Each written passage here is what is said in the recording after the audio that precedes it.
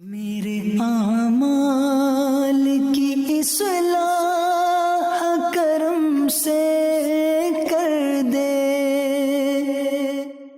اللہ، کرم ایسا کرے تجھ پہ جہاں میں اے دعوت اسلام تیرے دھوم مچی ہو۔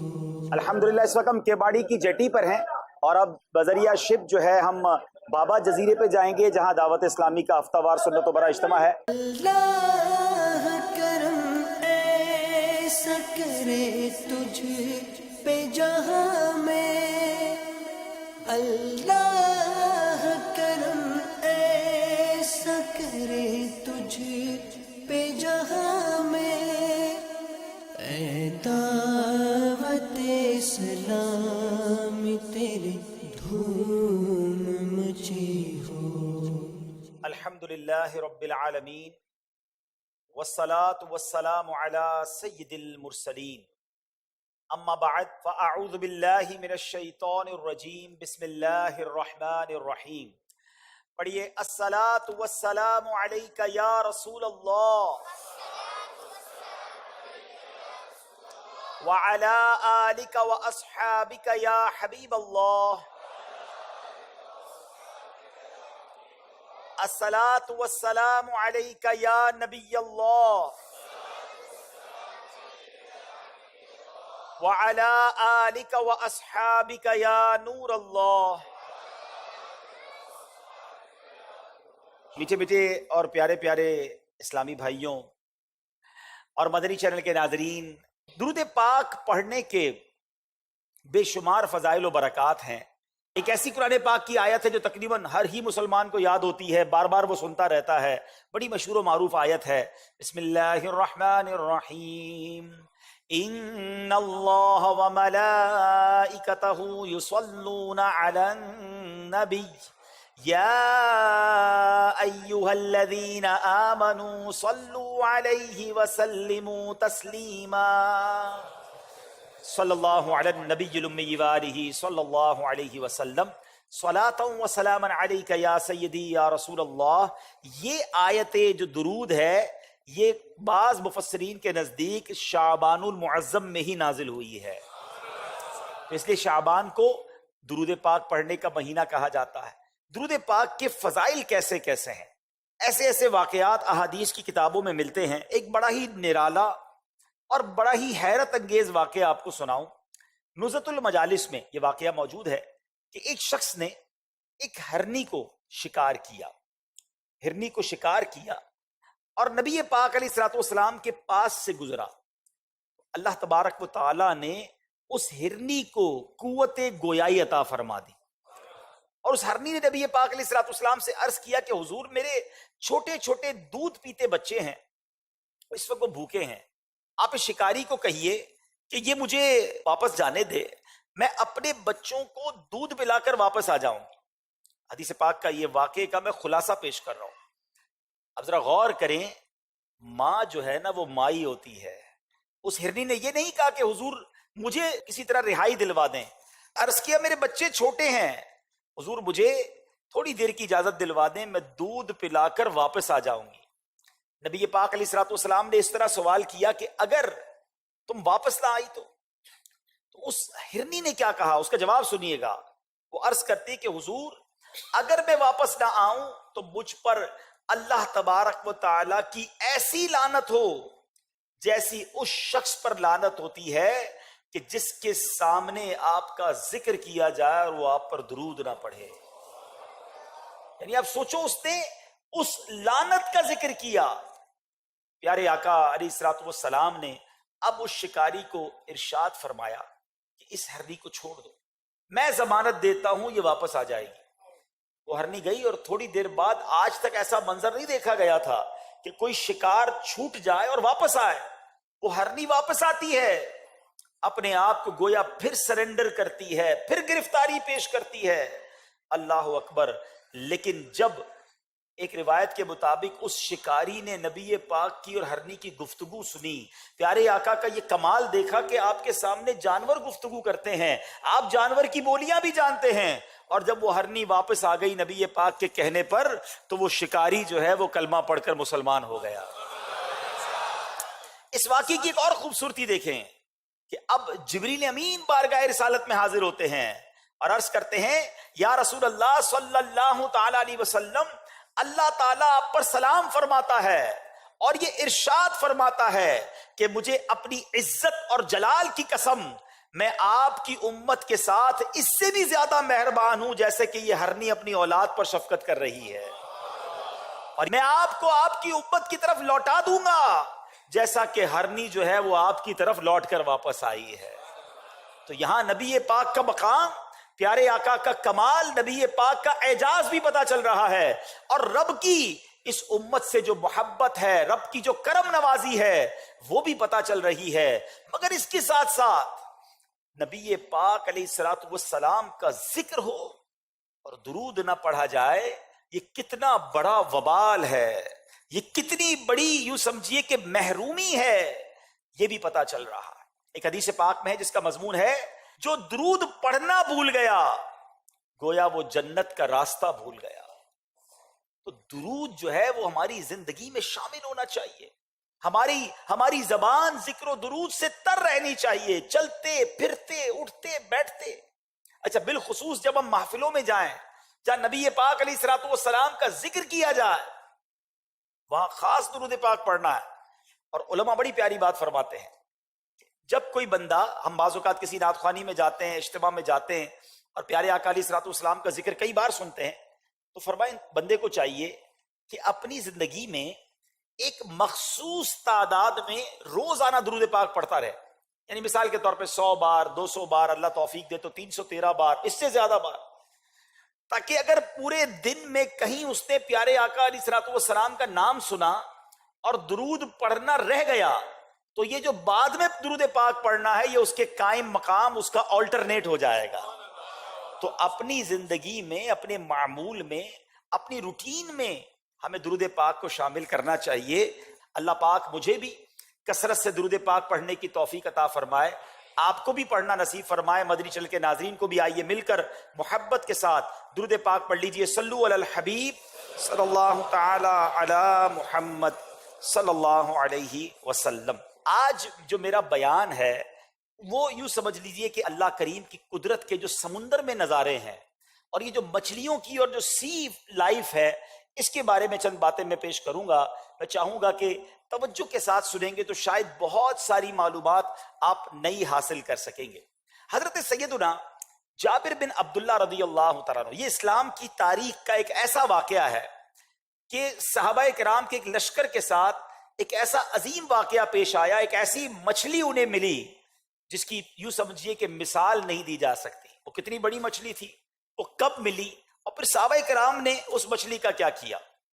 حضرت جابر بن عبداللہ فرماتے ہیں کہ نبی پاک علیہ الصلوۃ والسلام نے ہمیں کفار قریش کے مقابلے پر بھیجا، ایک جہاد کے لیے روانہ کیا۔ حضرت سیدنا ابو عبیدہ بن جراح رضی اللہ تعالیٰ عنہ، یہ عشرہ مبشرہ میں سے صحابی ہیں اور بڑے کمال کے جرنیل تھے۔ ان کو ہمارا سپہ سالار بنایا، کمانڈر بنایا، اور ہمیں کھجوروں کی ایک بوری دے دی کہ یہ راستے بھر آپ نے کھانی ہے۔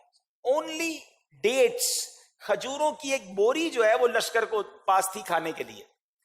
کہتے ہیں اس کے سوا کوئی اور چیز ہمارے پاس نہیں تھی۔ حضرت ابو عبیدہ روزانہ ہمیں ایک کھجور عطا فرماتے تھے۔ روز کی لشکر کی خوراک کیا تھی؟ ایک کھجور۔ یہاں میں تھوڑا سا بریک لے کر کچھ سمجھانا چاہوں گا، ذرا آگے سنیے۔ پہلے سوال کیا گیا کہ آپ ایک کھجور سے گزارا کیسے کرتے تھے؟ فرمایا ہم اس کو بچے کی طرح چوستے تھے، پھر اس کے اوپر پانی پی لیتے تھے اور وہ رات تک ہمیں کافی ہو جاتی تھی۔ ہم اپنی لاٹھیوں سے درخت کے پتے گراتے، انہیں پانی میں بھگو کر کھا لیتے تھے۔ یہ صحابہ تھے، یہ جانثاران مصطفیٰ صلی اللہ تعالی علیہ وسلم تھے۔ یہ کسی پکنک کے لیے نہیں گئے تھے، یہ راہ خدا میں جان لٹانے گئے تھے، اسلام کی خدمت کے لیے گھر سے نکلے تھے۔ مگر ایک کھجور ہے اور اس پر گزارا ہے۔ مگر آج ہمارے پاس بہت کچھ ہے مگر پھر بھی شکوہ ہے. صحابہ نے یہ نہیں کہا یا رسول اللہ ہم جان لٹانے جا رہے ہیں، آپ کے دین کو بچانے جا رہے ہیں، ایک ایک کھجور پر کیسے زندہ رہیں گے، حضور کچھ تو اور دیجئے. کبھی کسی صحابی کے منہ سے آپ نے یہ نہیں سنا. کئی کئی دن کے فاقے. غزوہ خندق کے موقع پر صحابہ کے پیٹ پر پتھر بندھے ہوئے تھے. واقعہ آپ کیسے بھول سکتے ہیں کہ صحابی رسول نبی پاک کے پاس آئے غزوہ خندق کے موقع پر، عرض کی حضور الجوع، بھوک. حضور پیٹ پر پتھر بندھا ہوا ہے. کونین کے والی صلی اللہ تعالی علیہ وسلم نے جب اپنا کرتا اٹھایا تو میرے آقا علیہ الصلوۃ والسلام کے پیٹ پر 2 پتھر بندھے ہوئے تھے. زباں پر شکوے رنجو علم لایا نہیں کرتے، زباں پر شکوے رنجو علم لایا نہیں کرتے، نبی کے نام لیوا غم سے گھبرایا نہیں کرتے. کبھی جو کی موٹی روٹی تو کبھی کھجور پانی، تیرا ایسا سادہ کھانا مدنی مدینے والے ہے چٹائی کا بچھونا، کبھی خاک ہی پہ سونا کبھی ہاتھ کا سرہانا مدنی مدینے والے. ایک طرف تو نعتیں پڑھتے ہیں مگر کبھی مچھلی نہ لگے، کبھی روزگار نہ ملے، کبھی کاروبار میں کمی ہو جائے ہیں، کبھی تھوڑے پیسوں کا نقصان ہو جائے تو شکوے شکایات کمپلین ہیں، برباد ہو گیا، اللہ نے کچھ نہیں دیا ہے، میں تو نماز پڑھتا ہوں پھر بھی میرے روزگار میں برکت نہیں ہوتی. کتنی بارگاہ الہی میں کمپلین کرتے ہیں ہم. کدھر گیا ہمارا صبر، کدھر گیا شکر.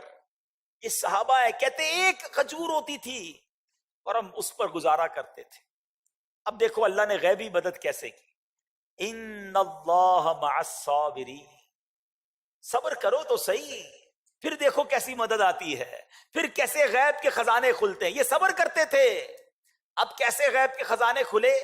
کہتے ہم سمندر کے ساحل پر پہنچے، وہاں پر ٹیلے کی مانند، پہاڑ کی مانند ایک بہت بڑی مچھلی پڑی ہوئی تھی جسے امبر کہا جاتا ہے. حضرت سیدنا ابو عبیدہ رضی اللہ تعالیٰ عنہ نے اپنے ساتھیوں سے کہا کہ یہ تو مردار لگ رہی ہے، یہ مردار ہے. پھر خود ہی فرمایا کہ نہیں، ہم نبی پاک علیہ الصلوۃ والسلام کے بھیجے ہوئے ہیں، ہم راہ خدا میں نکلے ہوئے ہیں اور آپ حضرات حالت اضطرار میں ہیں. یہ ایک الگ پوری بحث ہے. تو حضرت ابو عبیدہ نے کہا کہ آپ اسے کھا سکتے ہیں. اب کیا ہوا؟ کہتے ہیں پورے لشکر نے 300 لوگ تھے، 1 مہینے تک اس مچھلی کو کھاتے رہے، اس کو مچھلی ختم نہ ہوئی. اتنی بڑی مچھلی. اس کی سائز کتنی بڑی تھی؟ فرماتے ہیں کہ ہم نے کھایا کہ ہم سارے فربا ہو گئے، تگڑے ہو گئے.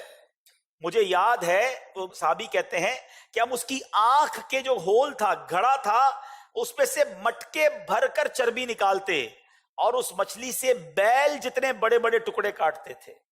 اتنی بڑی مچھلی تھی. کہتے ہیں کہ اس مچھلی کی آنکھ کا حلقہ اتنا تھا کہ حضرت ابو عبیدہ نے ہم میں 13 آدمیوں کو اس کے آنکھ کے حلقے میں بٹھایا تو ہم سارے اس میں سما گئے. اتنی بڑی مچھلی. اچھا، پھر کہتے ہیں کہ اس کی پسلی کمان کی طرح ہم نے کھڑی کی تو اونٹ جو جس کے اوپر کجاوا بھی لگا ہوا تھا، یعنی اس کے اوپر بیٹھنے کی بھی جو جگہ ہوتی ہے وہ بھی بنی ہوئی تھی، اس پسلی کے درمیان سے نکالا تو اونٹ بھی اس کے نیچے سے گزر گیا. اللہ پاک نے ایسی غیبی مدد کی. اب اس کے بعد وہ کہتے ہیں کہ ہم نے پورا مہینہ اس پر گزارا، اب اس کا کچھ گوشت کاٹ کر ہم نے اپنے پاس بھی رکھ لیا. اور اس کے بعد جب مدینہ منورہ پہنچے اور نبی پاک صلی اللہ علیہ وسلم کی خدمت میں حاضر ہوئے تو آپ سے ذکر کیا تو آپ علیہ الصلوۃ والسلام نے فرمایا وہ رزق تھا جو اللہ تعالیٰ نے تمہارے لیے پیدا کیا تھا، کیا تمہارے پاس اس گوشت میں سے کچھ ہے؟ صحابہ نے کہا جی حضور ہم بچا کر بھی لائے ہیں. تو پیارے آقا علیہ الصلوۃ والسلام نے فرمایا اگر ہو تو ہمیں بھی کچھ کھلاؤ. پھر پیارے آقا علیہ الصلوۃ والسلام نے بھی اس میں سے کچھ تناول فرمایا. ان اللہ مع الصابرین، صبر کرتا ہے نا جب بندہ تو ادھر سے روزی دی جاتی ہے، ادھر سے مدد کی جاتی ہے، جب بندہ سوچ بھی نہیں سکتا وہاں سے ہیلپ آ جاتی ہے. لیکن اگر بندہ کہتا ہے نا کہ صبر بھی نہ کرے، شکوہ شکایات کرے تو پھر اس کی مدد نہیں ہوتی، پھر وہ اور تکلیف میں جاتا ہے، کیونکہ جو ناشکری کرتا ہے اس کی نعمتوں کو اور زوال لگ جاتا ہے. تو اللہ کرے کہ ہم صبر کرنے والوں میں بن جائیں.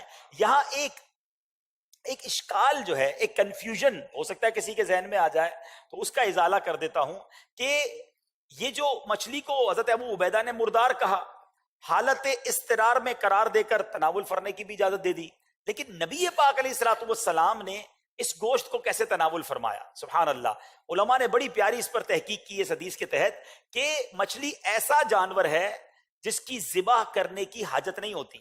حضرت ابو عبیدہ رضی اللہ تعالیٰ عنہ کو اس کے حلال ہونے کا علم نہیں تھا، کیونکہ پھر یہ کہ ملنے والی مچھلی ایسی تھی جو سمندر کے کنارے پر ملی تھی، اسے باقاعدہ شکار نہیں کیا گیا تھا، اس لیے یہ مزید مشکوک ہو گئی، تو انہوں نے اس مچھلی کو مردار قرار دے دیا، پھر اپنے اجتہاد سے حالت اضطرار کی بنا پر اسے کھانے کا حکم دے دیا، لیکن ان کا مچھلی کو مردار گمان کرنا یہ ان کی اجتہادی خطا تھی۔ اسی بنا پر نبی پاک علیہ الصلوۃ والسلام نے حالت اضطرار نہیں تھی نبی پاک کی، آپ تو مدینے میں تھے، لیکن اس کے باوجود میرے آقا نے اسے تناول فرمایا۔ شارحین حدیث نے پیارے آقا علیہ الصلوۃ والسلام کی طرف سے اس مچھلی کو کھائے جانے کے بہت خوبصورت نکات بیان فرمائے، مثلاً یہ غیبی رزق تھا اور برکت والا گوشت تھا، اس لیے پیارے آقا علیہ الصلوۃ والسلام نے اسے طلب کیا اور تناول فرمایا۔ اور اس نقطے کے ساتھ ساتھ عین ممکن ہے کہ حضرت ابو عبیدہ رضی اللہ تعالیٰ عنہ کی اجتہادی خطا دور کرنے کے لیے نبی پاک علیہ الصلوۃ والسلام نے بطور خاص مچھلی کا گوشت تناول فرمایا تاکہ ان کو اور دیگر حضرات کو اس کے حلال ہونے کا علم ہو جائے۔ بہرحال اس واقعے کی خوبصورتی اپنی جگہ، مگر یہاں یہ سبق ملا کہ زندگی میں مشکلیں آتی ہیں، پریشانیاں آتی ہیں، بعض اوقات انسان کسی بڑی مشکل میں پھنس جاتا ہے اور اپنے ذہن سے سوچتا ہے کہ اب میں اس سے نہیں نکل سکوں گا، مگر ایسا نہیں ہے۔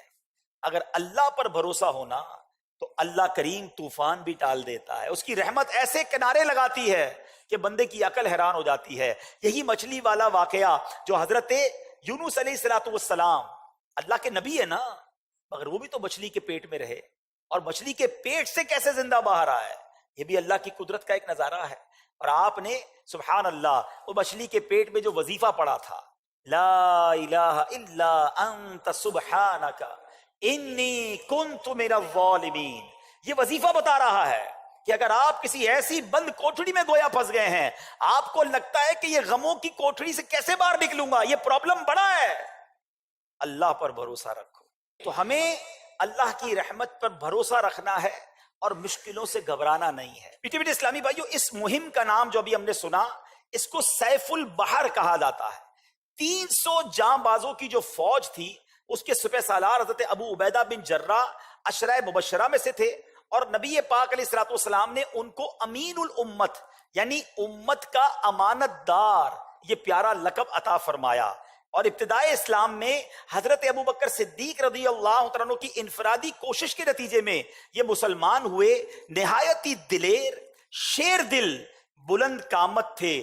اور غزوہ احد کے موقع پر جب نبی پاک علیہ الصلوۃ والسلام کے مبارک رخساروں میں لوہے کی 2 کڑیاں پیوست ہو گئی تھی، میرے آقا زخمی ہوئے تھے، تو حضرت ابو عبیدہ ہی تھے جنہوں نے اپنے دانتوں سے نبی پاک کے گال مبارک سے ان کڑیوں کو کھینچا، لیکن اس کو نکالنے میں حضرت ابو عبیدہ رضی اللہ تعالیٰ عنہ کے 2 دانت شہید ہو گئے تھے۔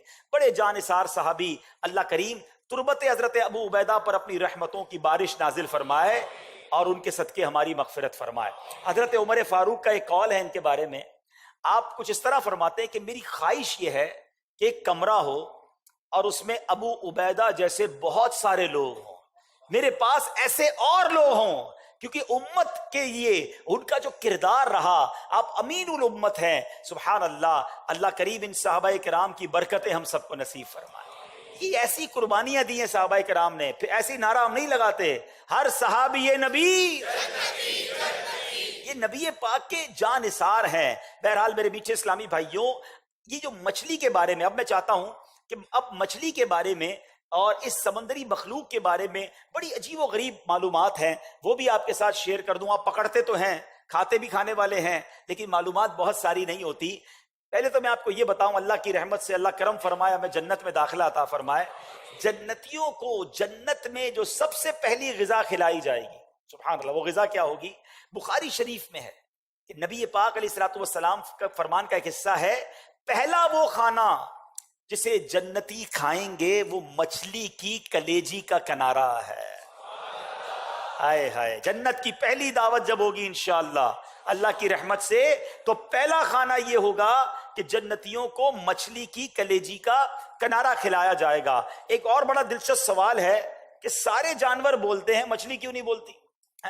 امام غزالی رحمۃ اللہ تعالی علیہ نے مکاشفۃ القلوب میں ایک بڑی عجیب و غریب حکمت اس کی لکھی ہے کہ اللہ تبارک و تعالیٰ نے تمام جانوروں کو زبان سے مشرف فرمایا مگر مچھلی کو محروم کیا گیا۔ اس کا سبب یہ ہے کہ حضرت آدم صفی اللہ علی نبینا علیہ الصلوۃ والسلام کو سجدہ کرنے سے انکار کی وجہ سے جب شیطان لعین کی شکل بگاڑ کر اسے زمین پر پھینک دیا گیا تو اس نے سمندر کا رخ کیا۔ اسے سب سے پہلے مچھلی نظر آئی۔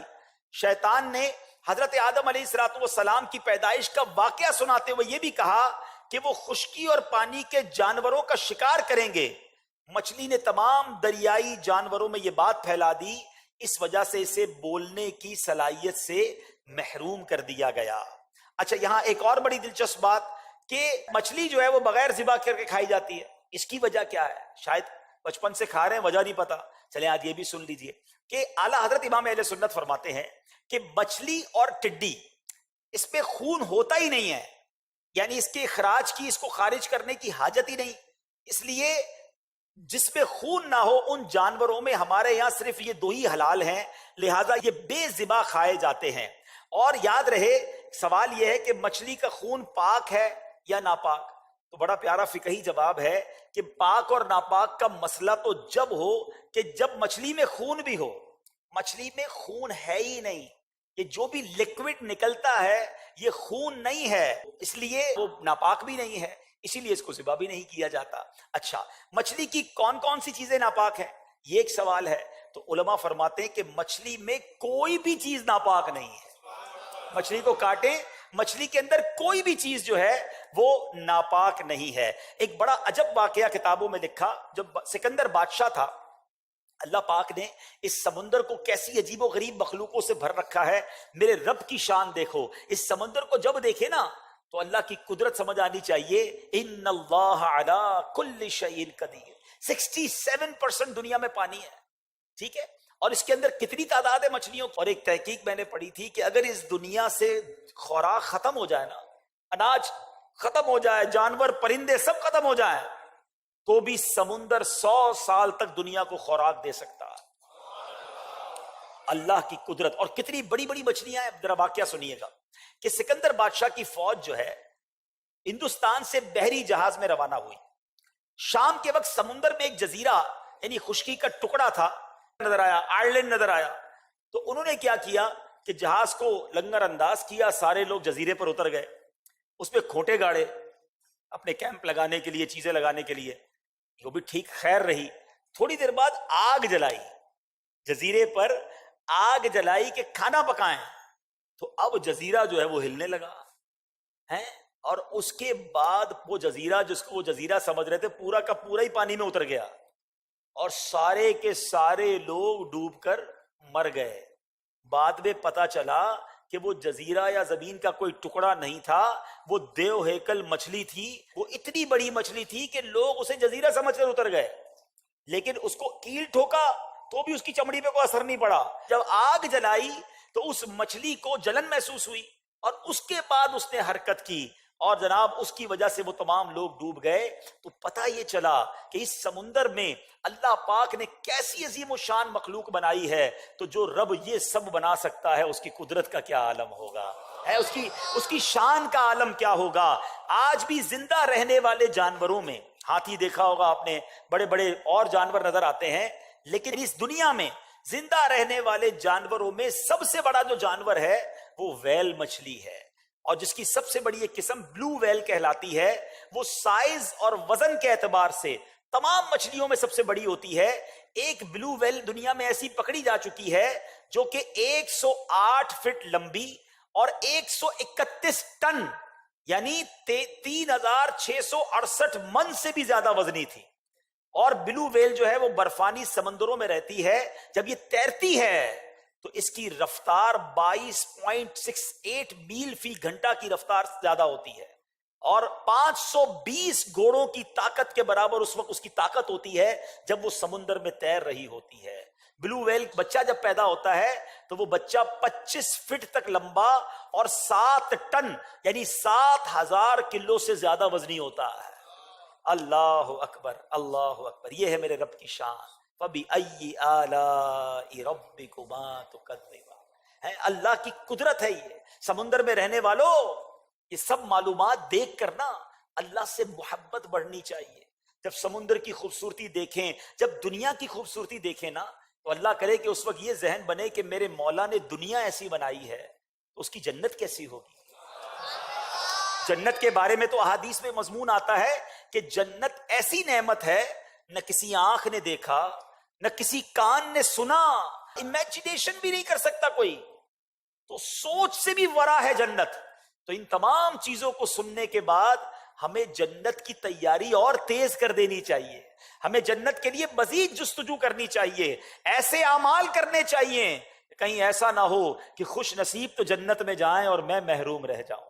اللہ سے دعا کرتے مولا تیری جنت بہت بڑی ہے, میرے مولا ہمیں محروم نہ کیجیو, ہم گناہگاروں کو بھی تیری جنت میں جگہ عطا فرما دے, ہم سب سے راضی ہو جا. تو بہرحال میرے میٹھے اسلامی بھائیوں, ایک اور بڑا عجیب واقعہ بزرگان دین کا میں آج کوشش کروں گا اپنے بیان میں اسی ٹاپک کو کنٹینیو کروں تاکہ یہاں کے لوگوں کی دلچسپی بھی اور حیرت انگیز باتیں ہیں.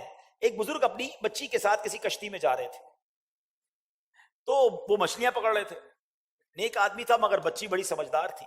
وہ مچھلی پکڑتے ٹوکری میں ڈالتے, بچی جو ہے مچھلی اٹھاتی پیچھے سے واپس پانی میں ڈال دیتی. اب وہ ٹوکری پہ مچھلی ڈالی جا رہے ہیں, بیٹی پیچھے سے پانی میں ڈالی جا رہی ہے. جب پورا سفر ختم ہو گیا تو کہا بیٹی بتاؤ کتنی مچھلیاں جمع ہوئی؟ کہا بابا جان مچھلیاں تو میں نے ساری پانی میں ڈال دی. یہ کیا کیا؟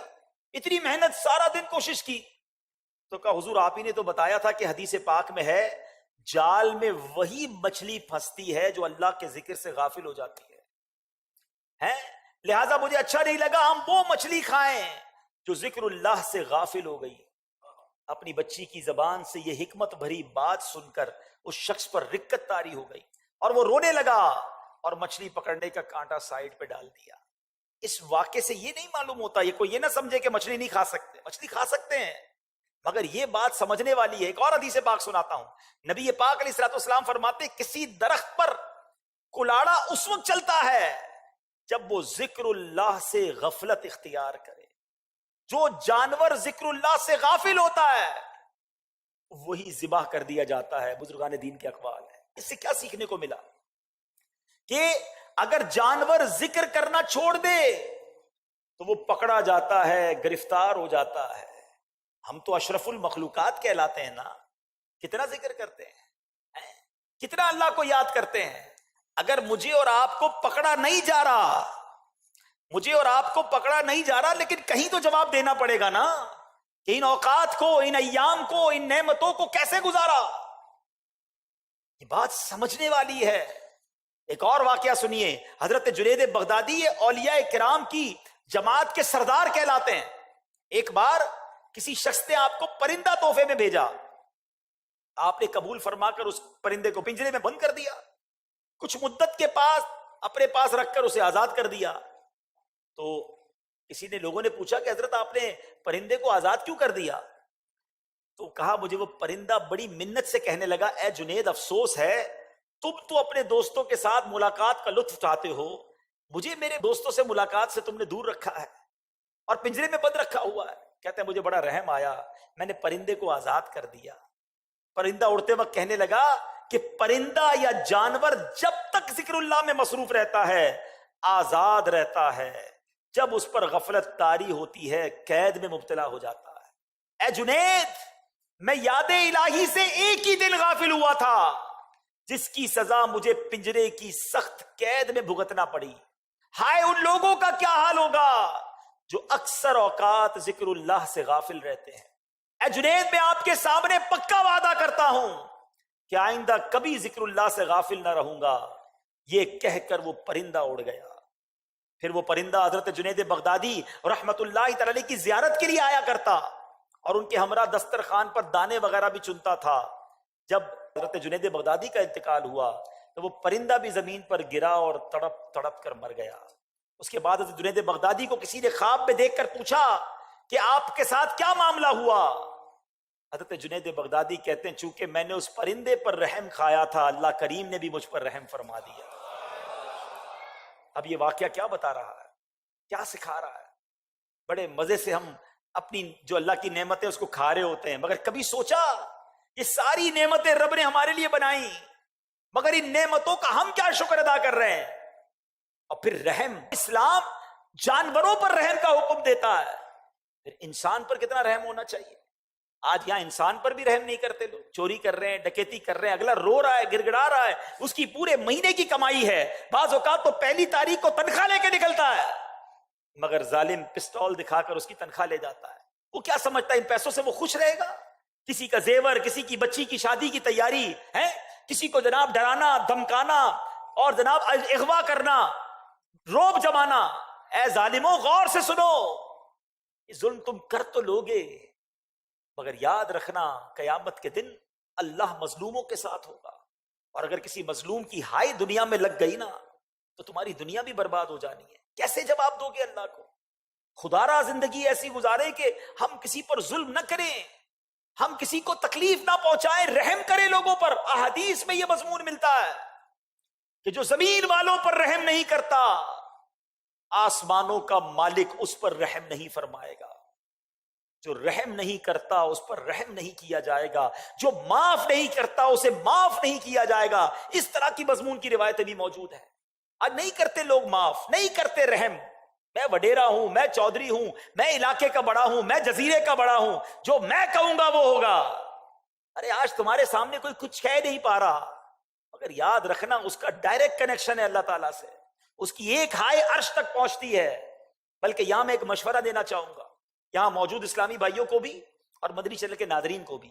اگر آپ اپنی زندگی میں یہ دیکھیں نا کہ یار سب چیزیں بہتر تھیں اور اچانک چیزیں گڑبڑ ہونے لگ گئی ہیں، صحت بھی ٹھیک تھی، روزگار بھی ٹھیک تھا، بچے بھی خوش تھے، بڑا فیملی بھی بڑی جڑ کر رہ رہی تھی، اور آپ کو لگے نا یار کہ چیزیں خراب ہو رہی ہیں، صحت بھی خراب ہو رہی ہے، روزگار میں بھی پرابلم آ رہا ہے، گھر میں بھی لڑائی جھگڑے شروع ہو گئے ہیں، بنی بنائی بگڑ رہی ہے، تو چیک کر لو کسی کی ہائے تو نہیں لے لی، کسی پر ظلم تو نہیں کر دیا، کسی کا دل تو نہیں دکھایا۔ ہاں اس کے دل سے ایک آہ نکلنی ہے اور بڑے بڑے محلات تباہ ہو جاتے ہیں، بڑے بڑے گلشن جل جاتے ہیں۔ وہ کہتے ہیں نا مظلوم کی دعا جو ہے وہ عرش تک جاتی ہے، قبولیت کا درجہ رکھتی ہے۔ تو خدا را کوشش کریں لوگوں کے دلوں میں خوشی داخل کریں، جانوروں پر بھی رحم کریں، چاہے آپ مچھلی پکڑتے ہوں یا جو بھی کام کرتے ہیں، زندگی میں کسی کو تکلیف نہ پہنچائیں۔ نبی پاک علیہ الصلوۃ والسلام کے بارے میں آتا ہے کہ ایک بار آپ وضو فرما رہے تھے، کوئی بلی آ گئی پیاسی ہے، پیارے آقا نے وہ وضو کا برتن اس کے آگے کر دیا تاکہ وہ پانی پی لے۔ یہ ہے میرے آقا کی تعلیمات، یہ ہے اسلام کی تعلیمات۔ مگر آج جس کو تھوڑا سا عہدہ مل جائے، تھوڑے پیسے مل جائیں، سیٹھ بن جائے تو نوکر کی خیر نہیں، شوہر بن جائے تو بیوی کی خیر نہیں، باپ بن جائے تو بچوں کی خیر نہیں ہے، پڑوسیوں کا بیڑا غرق کر کے رکھا ہوا ہے، محلے والے سارے پریشان ہیں، کیونکہ کوئی کچھ کہہ نہیں سکتا نا، میرا بڑا نام ہے، میرے ساتھ گارڈ ہوتے ہیں، میرا بڑا روب ہے، میری ٹور ہے۔ ارے منٹ نہیں لگے گا جب اللہ تبارک و تعالیٰ نے تم سے اس مظلوم کا ساتھ دے کر بدلہ لینا ہے نا، اس کے آگے، اس کے قہر کے آگے کون کھڑا رہ سکتا ہے؟ ہماری اوقات ہی کوئی نہیں ہے۔ کرو اس دن سے جس دن رب کا غضب تم پر نازل ہو جائے۔ ہمیشہ ظلم سے اپنے آپ کو بچائیں، اگر ہو گیا ہے نا، اگر خدا نہ خواستہ ان تمام باتوں کو سننے کے بعد تو معافی مانگ لیں۔ ہاں آج معافی مانگ لو، اگر وہ قیامت کے دن کھڑا ہو گیا تو اب پیسے نہیں چلیں گے، وہاں نیکیاں دینی پڑیں گی، اس کے گناہ اٹھانے پڑیں گے۔ ہاں اگر کسی نے، یاد رکھیے، کسی شوہر نے اپنی بیوی کا دل دکھایا ہے، اس کو اپنی بیوی سے معافی مانگنی پڑے گی۔ بیوی نے شوہر کا دل دکھایا ہے، اسے شوہر سے معافی مانگنی پڑے گی۔ اگر والد نے ناجائز اپنے بچوں پر ظلم کیا ہے، اس کو بچوں سے معافی بھی مانگنی پڑے گی۔ ہاں باپ ہو گیا تو اس کا مطلب جو چاہے بچوں کے ساتھ کرے، بچوں نے ماں باپ کا اگر دل دکھایا ہے، ماں باپ سے معافی مانگنی پڑے گی۔ پڑوسی ناراض ہیں، پڑوسیوں کو راضی کرنا پڑے گا۔ مسجد میں ایک ساتھ نماز پڑھتے ہیں، اگر نمازیوں کا دل دکھایا ہے، نمازیوں سے معافی مانگنی پڑے گی۔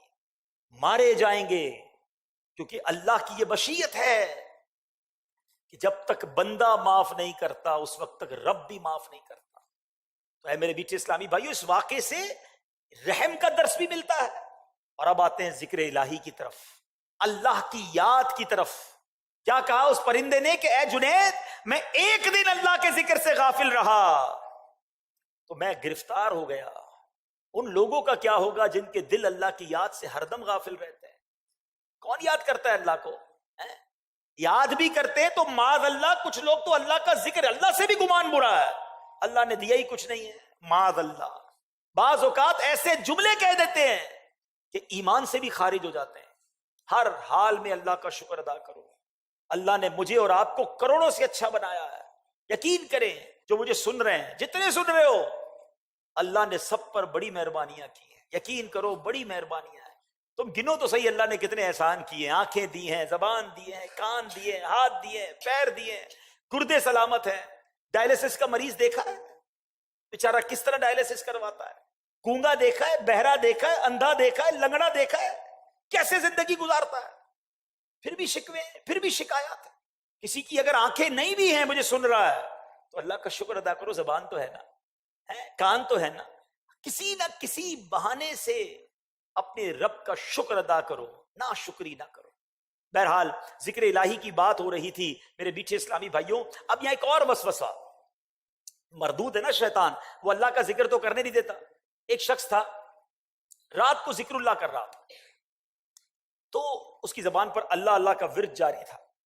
تو شیطان نے اس کو جھڑک کر کہا، اے کمبخت، کب تک اللہ اللہ کی رٹ لگائے رکھے گا؟ ادھر سے تو کوئی جواب ملتا نہیں ہے. تو ہے کہ مسلسل اللہ کو پکار رہا ہے اور رب کی طرف سے تو تجھے کوئی جواب ملتا ہی نہیں ہے. شیطان کا یہ وار اس کے دل پر لگا اور وہ دل ٹوٹ گیا. ذکر تھوڑی دیر کے لیے چھوڑ دیا. رات کو جب وہ سویا نا تو حضرت خضر خواب میں تشریف لائے.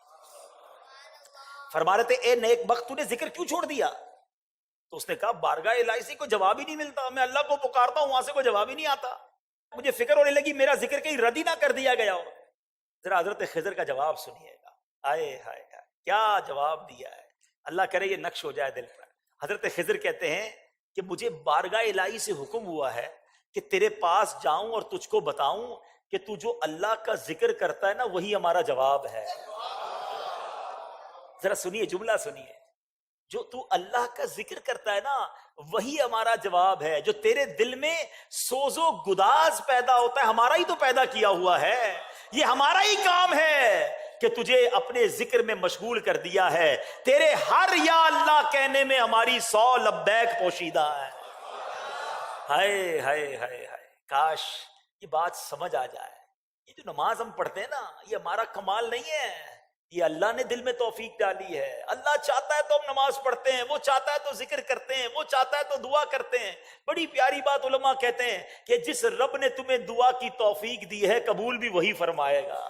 مانگو تو صحیح، جس نے نماز کی توفیق دی ہے قبول بھی وہ فرمائے گا. کئی لوگ ایسے شیطان کے وار میں آ جاتے ہیں، یار ہم بڑے گناہگار ہیں، ہم کیا نماز پڑھیں، ہم کیا دعا کریں. ارے میرے رب کی رحمت بہت بڑی ہے. کیا خوبصورت بات پنجابی شاعر لکھتے ہیں نا، رحمت دا دریا الہی ہر دم وگدا تیرا، جے قطرہ بخشے مینو کم بڑھ جاوے میرا، جے میں ویکھاں عملہ ولے کچھ نہیں میرے پلے. مالک جب بھی اپنے عمل دیکھے ہیں تو شرمندگی ہی ہوتی ہے، کچھ ہے ہی نہیں، کیا پیش کریں. بس ایک امید رحمت والے رب سے ہے کہ جے میں ویکھا عملہ ولے کچھ نہیں میرے پلے، جے ویکھا میں رحمت رب دی بھلے بلے بلے.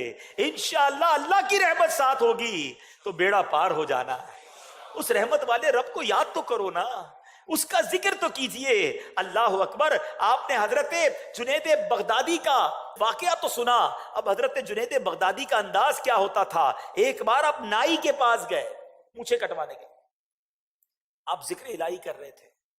نائی نے کہا حضور تھوڑی دیر تو خاموش ہو جائیں، مجھے آپ کی مونچھیں کاٹنی، کہیں آپ کے ہونٹ پہ کٹ نہ لگ جائے.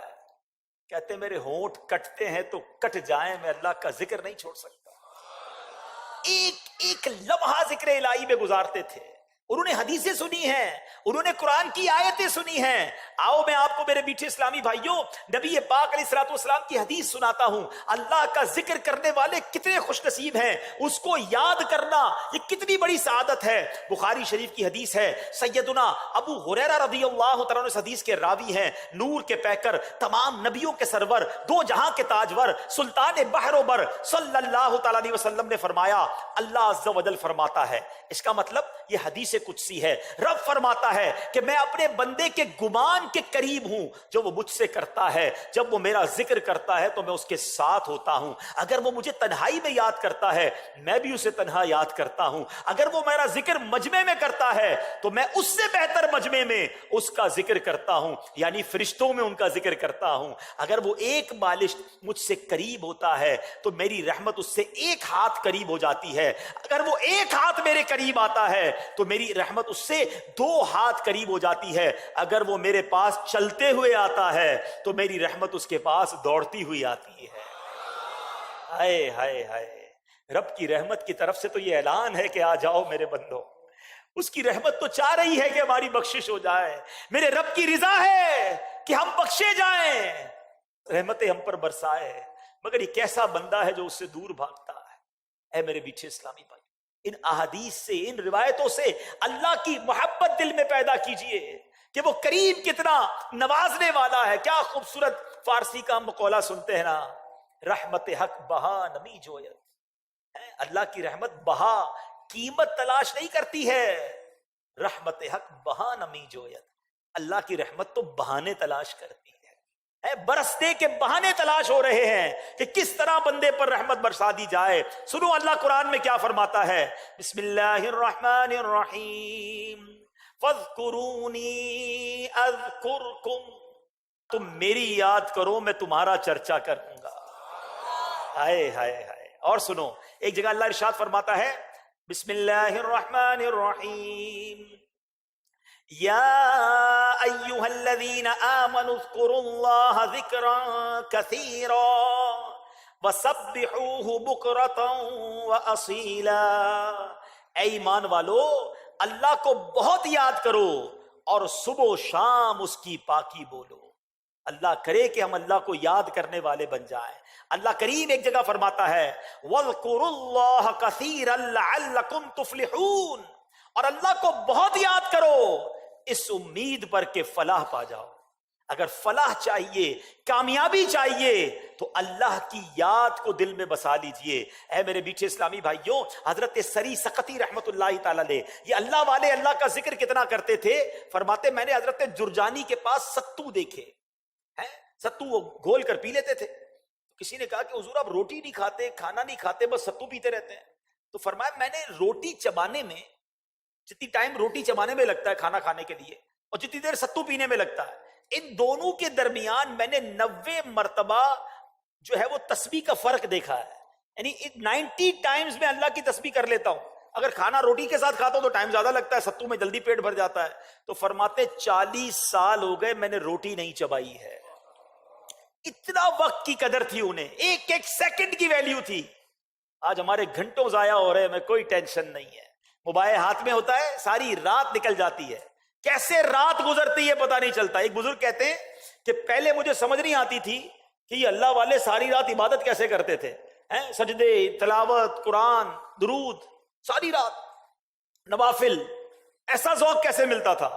کہتے ہیں موبائل والوں کو دیکھ کر مجھے سمجھ آ گئی ہے کہ جب ان کو موبائل میں ساری رات سمجھنی پڑتی ہے, پتہ ہی چلتا رات کیسے گزر گئی, تو پھر اللہ والوں کو وہاں اللہ نے ذوق دے دیا تھا. کہتے ہیں نا کہ ذکر اللہ روح کی غذا تھی ان کی, ان کو سجدوں میں مزہ آتا تھا, ان کو تلاوت پہ لطف آتا تھا, ان کو عبادت پہ لطف آتا تھا. اللہ ان بزرگوں کے صدقے ہمیں بھی وہ لطف عطا فرما دے. اللہ کرے کہ وہ لطف ہمیں نصیب ہو جائے, کہ ہمیں سجدوں کی لذت نصیب ہو جائے. بہرحال میرے میٹھے اسلامی بھائیوں, اب بیان کے آخر میں چند آپ کو اذکار بتانا چاہتا ہوں. ذکر اللہ ضرور کیجئے, مگر چند اذکار, چند ذکر ایسے ہیں جس کی صراحت حدیث میں آئی اور اس کی فضیلت اتنی ہے کہ بس جب موقع ملے نا تسبیح پکڑ لیا کرو اور اللہ اور اس کے رسول کا ذکر کر لیا کرو. کلمہ طیبہ, سبحان اللہ, اتنی بڑی نعمت ہے. پہلے ایک بزرگ کا کال سناتا ہوں. ایک بزرگ کہتے ہیں اپنی زبان کو کلمے کا عادی رکھو, کیونکہ جب آخری وقت آئے گا نا زبان بھاری ہو جائے گی. سکرات کا جو وقت ہوتا ہے نا اس میں انسان بڑی تکلیف میں ہوتا ہے, الفاظ نہیں نکل رہے ہوتے. کبھی کسی مرنے والے کو دیکھا ہے؟ فرمایا جس کی زبان پر کلمہ ہر وقت جاری رہتا ہے, عادت ہوگی نا, امید ہے کہ مرتے وقت بھی اس کی زبان پر کلمہ جاری ہو جائے گا. اس کو میں ایک ایگزامپل کے ذریعے سمجھاتا ہوں. مثال کے طور پہ کچھ لوگ ہوتے ہیں جن کی زبان پر بڑی گالیاں ہوتی ہیں, گندی باتیں ہوتی ہیں. آپ نے دیکھا ہوگا موٹر سائیکل پر جا رہے ہیں, گاڑی پر جا رہے ہیں, اچانک بریک لگانا پڑا, خدا نہ خواستہ کوئی ایکسیڈنٹ ہوتے ہوتے بچ گیا, گرتے گرتے بچ گیا, ان کی زبان سے کیا نکلتا ہے؟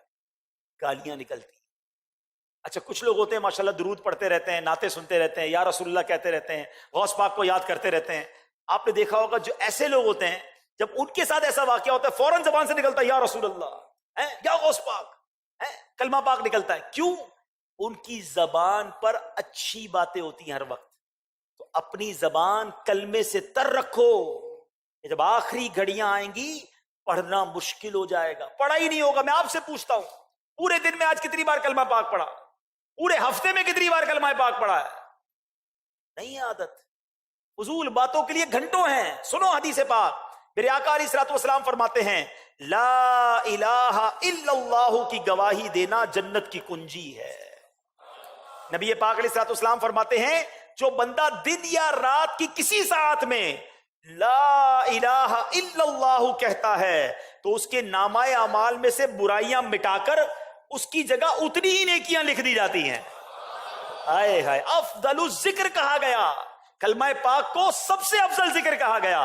اور سنو ایک حدیث پاک میں ہے میرے آقا علیہ الصلوۃ والسلام فرماتے ہیں کہ جو بندہ 100 مرتبہ لا الہ الا اللہ پڑھے گا جب قیامت کے دن اٹھایا جائے گا تو اس کا چہرہ 14ویں کے چاند کی طرح چمکتا ہو. اور اس بندے سے افضل کسی کا عمل نہیں اٹھایا جاتا مگر جو اس کی مثل پڑھے یا اس سے زیادہ پڑھے. تو اے میرے میٹھے اسلامی بھائیوں, ہمیں کلمہ طیبہ کو کم از کم 100 بار تو روز پڑھے. ایک اور بڑا کمال کا وظیفہ پیارے آقا علیہ الصلوۃ والسلام فرماتے ہیں جو لا الہ الا اللہ وحدہ لا شریک لہ احدا صمدا لم یلد ولم یولد ولم یکن لہ کفوا احد, یہ پڑھ لے اللہ عز و جل اس کے لیے 20 لاکھ نیکیاں لکھے گا. اب دیکھیں کتنی دیر لگی, چلے پڑھ بھی لیتے ہیں انشاءاللہ. لا الہ الا اللہ وحدہ لا شریک لہ احدا صمدا لم یلد ولم یولد ولم یکن لہ کفوا احد. سبحان اللہ. ایک اور حدیث سنے, ایک اور وظیفہ لے لیں. نبی پاک علیہ الصلوۃ والسلام فرماتے ہیں جو سبحان اللہ و بحمدہ پڑھتا ہے اس کے لیے جنت میں کھجور کا ایک درخت لگا دیا جاتا ہے. مل کے پڑھ لیں سبحان اللہ و بحمدہ. اب مجھے بتاؤ جس کا درخت جنت میں لگا ہوگا اسے کھانے جانے بھی تو دیا جائے گا نا. آپ کی پراپرٹی جنت میں ہے تو داخلہ بھی ملے گا نا. تو لگائی جاؤ جنت پہ درخت, کیوں فضول باتوں میں وقت ضائع کرتے ہیں؟ تسبیح ہاتھ میں ہونی چاہیے, چلتے پھرتے پڑھتے رہے. ایک بڑا پیارا وظیفہ, اگر کوئی بھائی ٹینشن میں ہے نا اس کے لیے تو کمال کا وظیفہ ہے. کیونکہ پہلے حدیث کے الفاظ سن لو. حدیث کے الفاظ ہے جس کا مضمون ہے کہ 2 کلمے ہیں زبان پر بڑے ہلکے ہیں میزان پر بھاری ہیں اور اللہ کو بڑے پیارے ہیں. ایسے کون سے جملے ہیں جو اللہ کو پیارے بھی ہیں, زبان پر ہلکے بھی ہیں, میزان پر بھاری بھی ہیں؟ میرے آقا فرماتے ہیں وہ کلمے کیا ہیں؟ سبحان اللہ و بحمدہ سبحان اللہ العظیم. یقین کریں یہ میرا آزمایا ہوا وظیفہ ہے. آپ اس وظیفے کو پڑھیں, آپ کو فیل ہوگا آپ کی ٹینشن ریلیز ہو رہی ہے, آپ ریلیکس ہو رہے ہیں, آپ ہلکے ہو جائیں گے. مل کے پڑھیں سبحان اللہ و بحمدہ سبحان اللہ العظیم. یہ پڑھتے رہا کریں. ایک اور بڑا پیارا وظیفہ جس کو نبی پاک نے جنت کا خزانہ کہا ہے, مسلم شریف کی حدیث ہے. میرے آقا فرماتے ہیں لا حول ولا قوت الا باللہ. یہ پڑھا کرو کیونکہ یہ جنت کے خزانوں میں سے خزانہ ہے. بہرحال میرے بیچے اسلامی بھائیوں, اس بیان سے ان واقعات سے سیکھنے کو یہ ملا 2-3 باتیں جو آج ہمارے ٹاپک کا حصہ رہی. کہ پہلی بات صبر کرنا ہے. مصیبت آئے, پریشانی آئے, اللہ کی رضا پر راضی رہیں, شکوہ نہ کریں. انشاءاللہ رب پر بھروسہ ہوگا تو وہ رب طوفان بھی ٹال دے گا اور ہم مشکل سے نکل جائیں گے. دوسری بات ہمیں سیکھنے کو یہ ملی کہ ہمیں اللہ کی رضا پر راضی بھی رہنا ہے اور پھر خوب اللہ کا ذکر کرنا ہے، اللہ کی یاد دلوں میں بسانی ہے، اور پھر ایک اور بات ہمیں یہ سیکھی ہم نے کہ کسی پر ظلم نہیں کرنا ہے، رحم کریں، رحم دل بن جائے، نرم ہو جائے، خیر خواہ بن جائے، آپ دوسروں کے لیے آسانی کریں، اللہ آپ کے لیے آسانی کر دے گا۔ کر بھلا تو ہو بھلا، یہ بڑی پیاری بات ہے، آپ بھلا کریں آپ کے سارے کام سیدھے ہو جائیں گے۔ کسی کے لیے جو رکاوٹیں ڈالتا ہے نا، پریشانیاں، وہ خود پریشان ہو رہا ہوتا ہے۔ تو بہرحال اللہ کرے کہ یہ عادت مجھے بھی نصیب ہو جائے، آپ کو بھی نصیب ہو جائے۔ آ جاؤ اب نیک ماحول کی طرف آ جائیں۔ نمازیں اگر قضا ہو رہی ہیں، یہاں میں ایک اور بات، سفر پہ جاتے ہیں لوگ نماز نہیں پڑھتے، ٹرین میں نہیں پڑھتے، بس میں نہیں پڑھتے، جہاز میں نہیں پڑھتے، کہتے ہیں یار سفر میں ہے۔ تو نیت کر لیں انشاءاللہ کہ کسی بھی صورت میں آج کے بعد ہماری کوئی بھی نماز قضا نہیں ہوگی۔ ایسا نہیں، ایسا نعرہ لگائیں کہ یہ در و دیوار گواہ ہو جائیں، آج کے بعد ہماری کوئی نماز قضا نہیں ہوگی۔ شراب کے، نشے کے، منشیات کے قریب بھی نہیں جائیں گے، نبی پاک کی سنت کے مطابق زندگی گزاریں گے۔ اور ان چیزوں پر عمل کرنے کے لیے دعوت اسلامی کا مدنی ماحول ہے، اس مدنی ماحول سے وابستہ ہو جائیں تو انشاءاللہ دنیا بھی اچھی ہو جائے گی، آخرت بھی اچھی ہو جائے گی۔ حاجی ابھی قاری تشریف لائے، ماشاءاللہ بہت خوشی ہوئی۔ اسی طرح دعوت اسلامی کے اجتماعات ہوتے رہیں اور انشاءاللہ عز و جل اس طرح دین کا کام بڑھے گا اور ہمیں بھی سنتیں سیکھنے کا موقع ملے گا۔ یہاں پہ مجھے بہت اچھا لگا ماشاءاللہ، اور اللہ تعالیٰ ان کو رات دن ترقی عطا فرمائے دعوت اسلامی والوں کو۔ آج کے اس بیان میں ہمیں بہت دل میں سکون ملا ماشاءاللہ۔ حاجی عبدالحبیب اتاری صاحب بہت ہی پیارا بیان کیا ذکر اور صبر سے، اور ہمارے دل کو بھی بہت ہی سکون پہنچا ماشاءاللہ، بہت ہی اچھا لگا۔ میرے اعمال کی اصلاح